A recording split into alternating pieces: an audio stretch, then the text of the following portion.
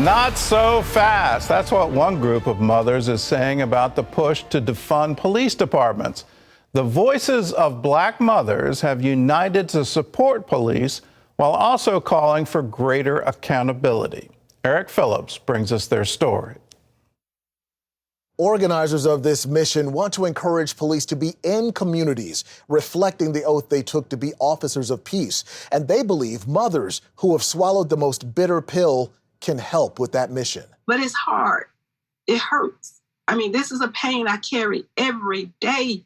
This is my son right here, and I carry him in my heart, and it hurts. Carolyn Johnson Turner is one of more than 2,000 mothers making up the newly formed Voices of Black Mothers United, an anti-violence initiative of the Woodson Center. It is titled Black Mothers for a reason.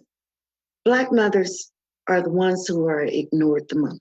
Sylvia Bennett Stone is the group's director. Her daughter, Crystal Joy, and her friend, Taryn, died as random innocent victims from a single bullet after gunfire erupted outside of a Birmingham convenience store in 2004. I had to lean heavily on my faith in order to get through some horrible nights when you can't sleep, you can't eat, you're losing weight. That's where Voices of Black Mothers United will help as a support group. Healing helps heal.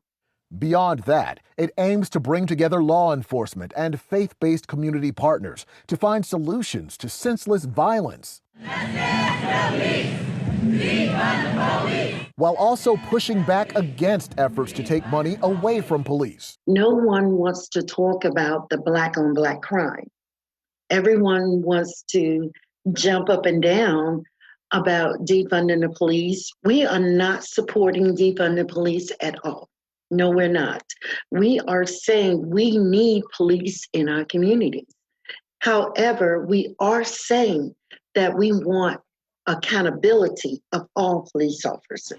We don't want no more police. Is that clear? She says the Black Lives Matter and Defund the Police movements are so strong, many African Americans are reluctant to speak out against them, even if they disagree. People feel as though they won't be black enough, or they will not be accepted in their community if they go against this. So we're just saying, hey, someone needs to step up and say, tell the truth. We need police in our community. And she says police need black mothers partnering with them when and where deadly crimes happen. That makes a huge difference on that scene. That makes a difference in how the community is going to respond to the police. Just being there to help families who have just experienced the kind of loss these mothers know all too well.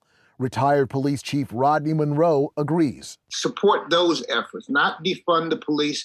I'm a firm believer that when you can partner with families doing the active investigation of these cases, there's a much greater chance of these cases being resolved much faster.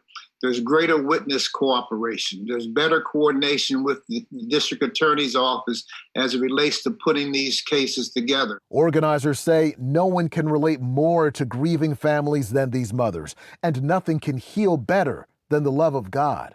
The Voices of Black Mothers United is officially unleashed. Sylvia Bennett Stone says although the group is called Voices of Black Mothers, those of any walk can feel free to join them because she says the pain of losing a child is the same for any mother. In Washington, Eric Phillips, CBN News. Well, I applaud this group. I applaud what they're trying to do to say, well, wait a minute, we actually do need police. We need enforcement of our laws. When you look at the statistics are pretty alarming that after the New York City Police Department lost $1 billion in funding this last year, the crime rate went dramatically up because there weren't enough police to enforce the law and keep order in the streets. You know, this is obviously a very complicated question. And how do you both recognize Black Lives Matter? And I'm not talking about the organization that holds the URL. I'm talking about the social movement. that Black lives do matter, and there is a disproportionate enforcement of the law within the African American community. At the same time, you look at the statistics, and the statistics are clear. There was a Yale law professor that published a book a few years ago about how incarceration of African Americans in Washington, D.C. actually went up under an African American police superintendent and an African American mayor. So Rochester, New York, erupted in flames. The mayor was African American. The police superintendent was African American, but they were still having problems with enforcement of the law, and that being directed at the African American community.